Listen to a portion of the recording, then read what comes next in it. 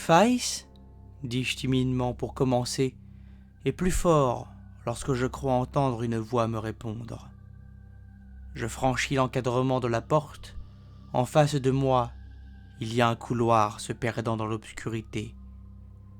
Lorsque je l'éclaire, je ne vois qu'un mur, parce que ce dernier doit bifurquer. Je me retourne pour éclairer l'escalier, et c'est là que je vois l'horreur. Au début, j'ai cru que ce n'était que le cadavre de quelqu'un ayant chuté dans les escaliers.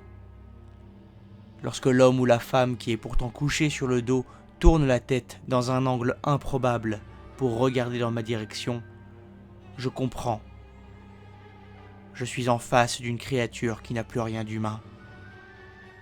Je recule lentement alors que la chose essaye de se mouvoir. Mais j'imagine que son corps doit être brisé.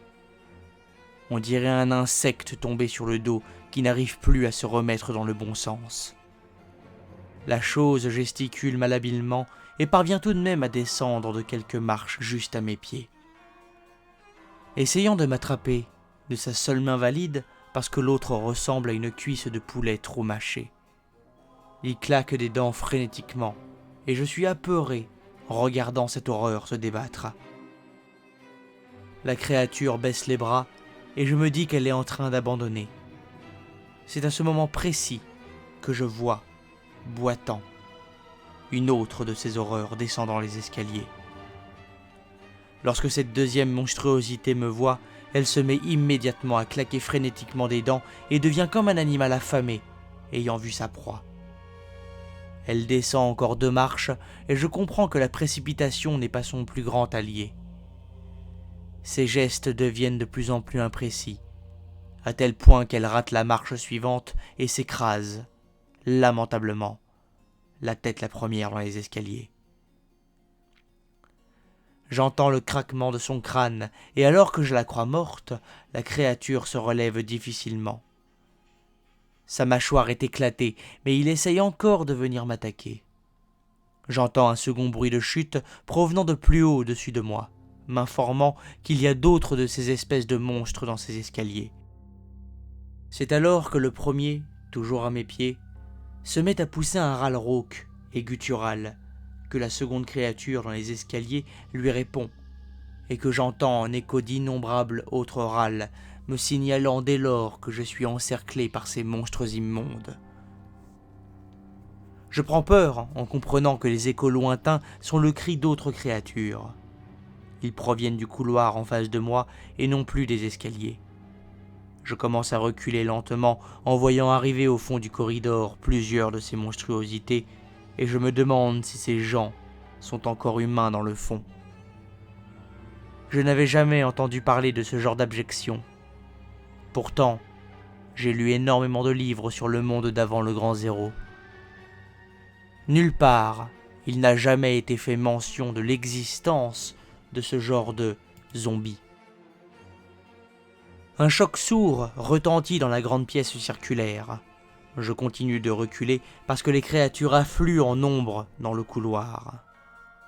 Et celles descendant des escaliers se font aussi de plus en plus nombreuses. Deuxième choc sourd dans mon dos, mais la peur a pris possession de moi à tel point que je recule encore sans me poser la moindre question. Même lorsqu'un troisième choc sourd a lieu.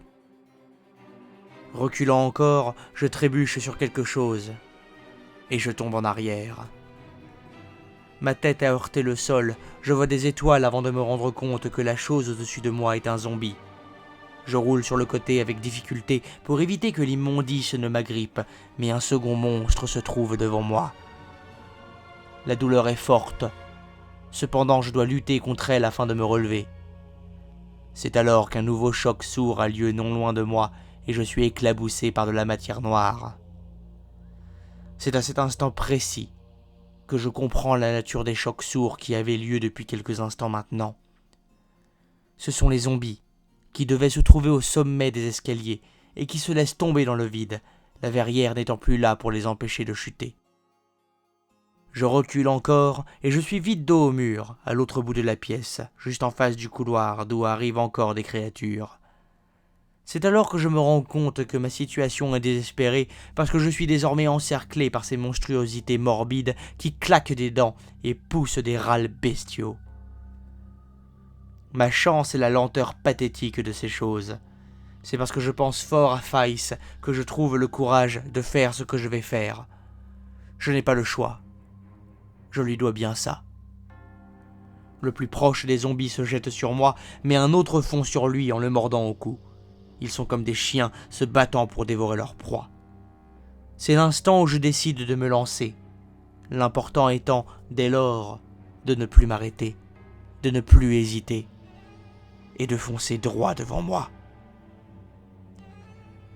Mon objectif numéro 1 est de rejoindre le fond du couloir d'en face, puis de m'éloigner de ces créatures, et mon ultime objectif, retrouver Faïs.